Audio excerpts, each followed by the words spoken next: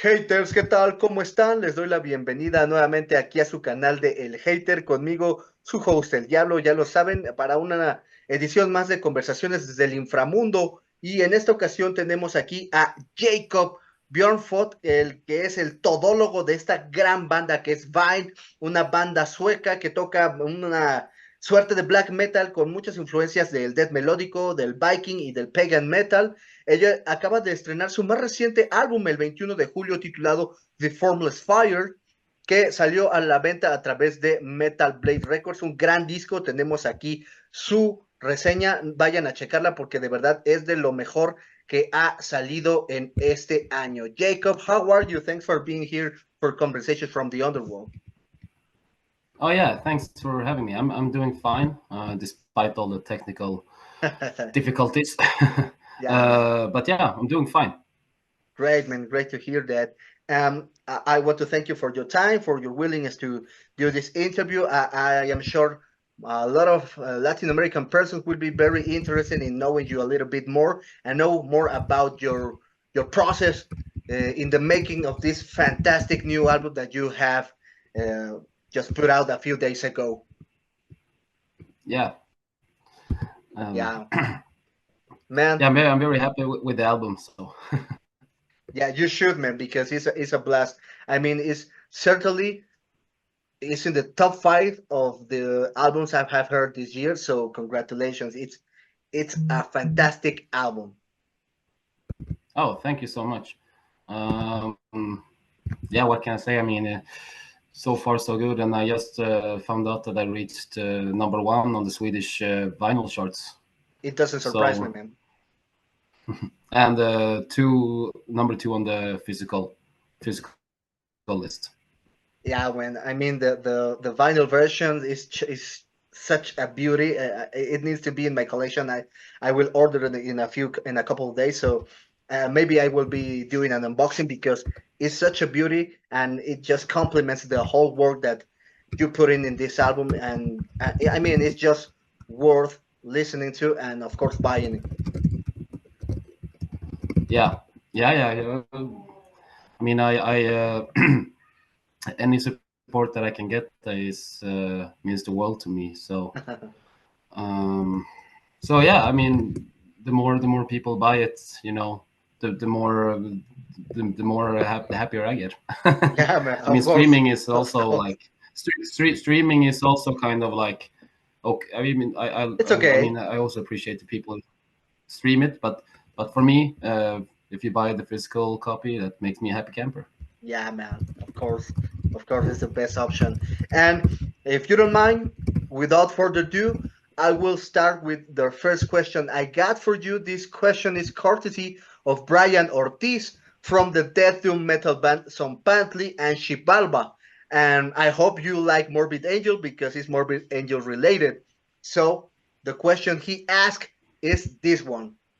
Do you prefer David Vincent or Steve Tucker in singing style and in records with Morbid Angel, and why? David Vincent. I like Steve also, but for me, you know, when I grew up listening to this kind of music, yeah, it was more like, you know, he was the one that just started everything for me when it comes to Morbid Angel and like getting interested in those kind of vocals. Yeah. It was him and Glenn from DSI. So okay. For me, it's David Vincent. Yeah, man, me too. I'm Team Vincent. We were talking about that. Maybe he's now kind of a wacko. He's like a gothic vampire, like a gothic cowboy or that kind of things. But man, he's just a pillar of death metal. Yeah, absolutely. Yeah, man. Thanks. The next question I got for you is this one, and it's more related to the new album. Melodies in this album are a serious deal. I particularly love that aspect of the record. Do you prioritize them above anything else while writing the songs? Not necessarily. I mean, for me, everything starts with a melody in some way. for me. But in all, I try to see everything to what serves the songs the best. Whether if it's a song that just requires heavy riffing, or if it's a song that requires more melody. But everything starts with a melody, so it's a yes and a no. Yes and no. Yeah, I mean, because every single song in the record, it just has one melody that just melts your brain. It's fantastic. There wasn't a single song that I wasn't headbanging to, and melodies were a big part of that outcome. Yeah. It's I love like a great melody. You know, it's just, to me, that's like when you get a great riff, that's also, you know, the same feeling. But when you manage to like compose this amazing melody, that's really something that I feel, you know, every time.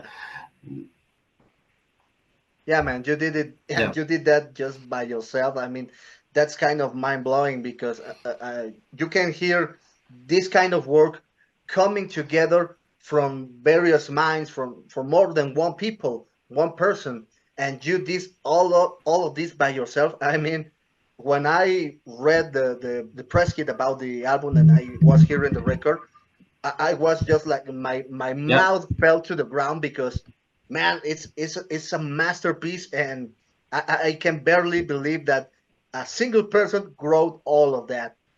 Yeah.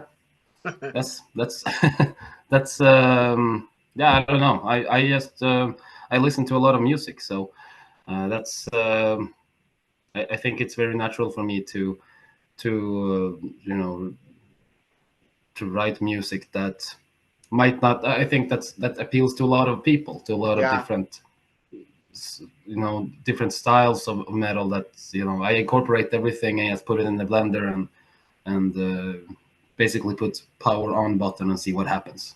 Yeah, man. I mean, it's just built from several angles, and it shows that you have a lot of various influences that just blend very well in the mixing that you are doing, man. Congratulations for that. Yeah. The next question I got for you, Jacob, is this one.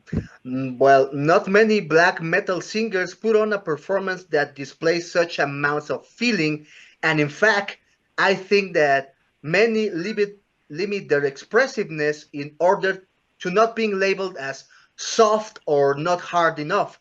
Certainly, you are not that kind of singer.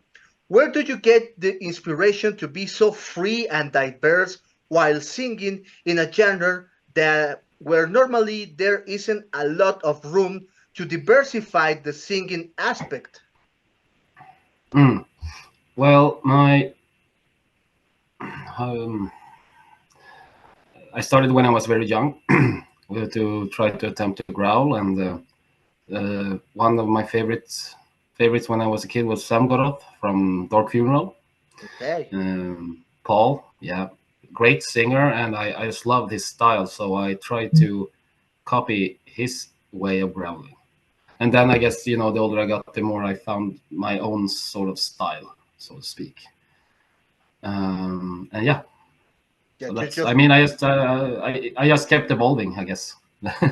Yeah, man, you just build from there, and yeah, I can hear the influences of singers like him, but you certainly took it to another level because the level of expressiveness, the feeling that you transpire through your interpretation, and of course making a great teamwork along with the lyrics are just something that needs to be heard and appreciated because this kind of output is not very usual in a genre like black metal. I mean, it's a genre so beautiful and so flexible, but not many singers get to produce such a result in the singing area.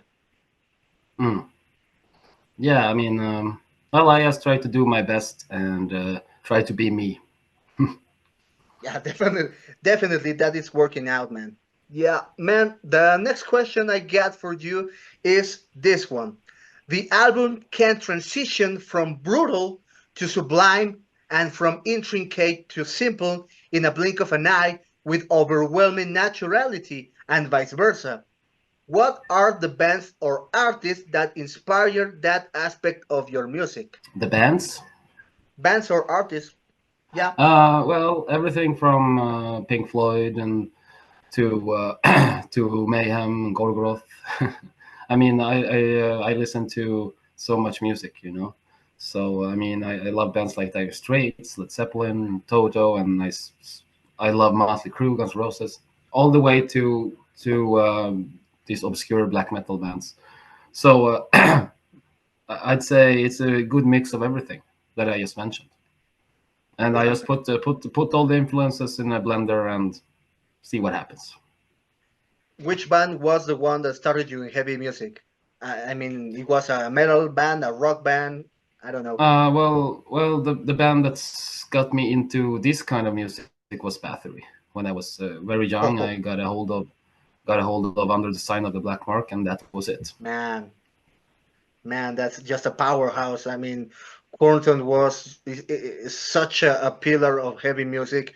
Is he's not as famous maybe as recognized as he should be, but definitely everyone has in a moment of their life have listened to a tune from Bathory and recognized their style, the unique style.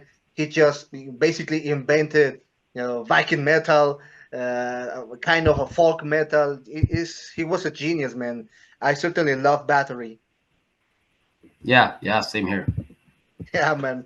I mean, and most of people think that when Bathory changed their style and just walk off the black metal in that years, they think that their work wasn't as good as before. But I mean, is he just evolved, and whatever he wanted to do, he did just great. I love the folk elements. I love the orchestrations. All of his work for me is amazing. I'm a big fan of Bathory and a big fan of Quorthon. Yeah, same here. I mean, I love almost everything that he put out. So Yeah, man, almost everything. Yeah, you're right. yeah, some albums were not really for me. Yeah, yeah, I can relate to that, man. Thanks. Um, the last question I got for you is this one. Do you have any movies that inspired you to be the kind of person, the kind of metalhead that you are today? Oh wow, that's a very hard question. Don't worry, I guess. man.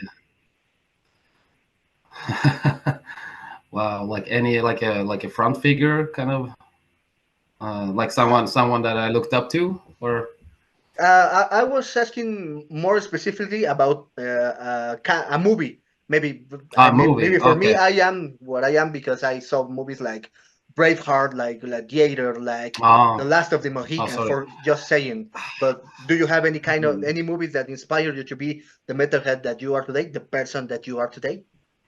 No, I don't. No, I don't think so. And you don't think so? You are just more a music inspired person. Yeah, yeah, for sure. Yeah, man. I mean, and that maybe is because you are from Europe. Here in America, are more influenced by the art and all the things that come out of the U.S.